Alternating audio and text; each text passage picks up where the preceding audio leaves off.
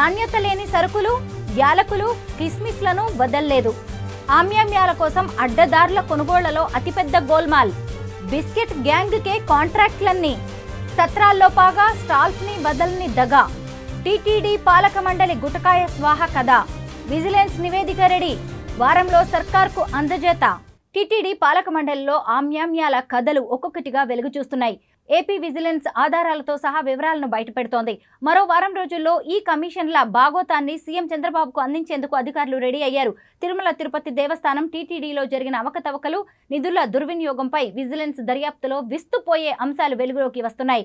కల్తీ నెయ్యి మాత్రమే కాదు, స్వామి ప్రసాదాల్లో వాడే సరుకుల్లోనూ పాలక మండలి పెద్దలు సరసాలకు పోయినట్టుగా తెలుస్తోంది. జీడిపప్పు, యాలకులు, కిస్మిస్లు సహా దేన్ని గత పాలక మండలి వదల్లేదని నిఘా నివేదిక స్పష్టం చేస్తోంది. అస్మదీయ కాంట్రాక్టర్లకు కోట్లు పండించడం, తద్వారా కమిషన్ను పొందడమే పనిగా పాలక మండలి నిర్ణయాలు తీసుకుందని విజిలెన్స్ తన దర్యాప్తులో గుర్తించినట్టు తెలుస్తోంది. తిరుమల కొండపై ఉన్నది వాటర్ సేఫ్టీ ల్యాబ్ మాత్రమే.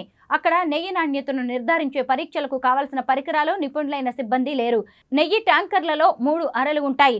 నాణ్యతను పరీక్షించేందుకు 3 అరల నుంచి 100 గ్రాముల చొప్పున సేకరించి ఆ మొత్తాన్ని కలిపి దానిలో నుంచి నమూనాను తీసుకోవాలి. 3 అరల్లో ఒక దాంట్లోనే నాణ్యమైన నెయ్యి సరఫరా చేసి మిగతా 2 అరల్లో కల్తీ నెయ్యితో నింపేవారా, బాగున్న నెయ్యి శాంపిళ్లనే పరీక్షకు తీసుకునేవారా అన్న కోణంలోనూ విజిలెన్స్ దర్యాప్తు సాగినట్టు తెలిసింది. శ్రీవాణి ట్రస్ట్ పేరుతో ఆలయాల పునరుద్ధరణ, జీర్ణోద్ధరణకు పాత టీటీడీ పాలక మండలి ఇష్టానుసారం విధులు విడుదల చేసినట్టు విజిలెన్స్ విచారణలో తేలింది. రాజకీయ ప్రయోజనాల కోసం వైఎస్ఆర్సీపీ నాయకులకు ఇష్టానుసారం నిధులను కేటాయించారని గుర్తించారు. ఎన్నికలకు ముందు ఎక్కువగా వర్క్ ఆర్డర్లు ఇచ్చినట్టు సమాచారం.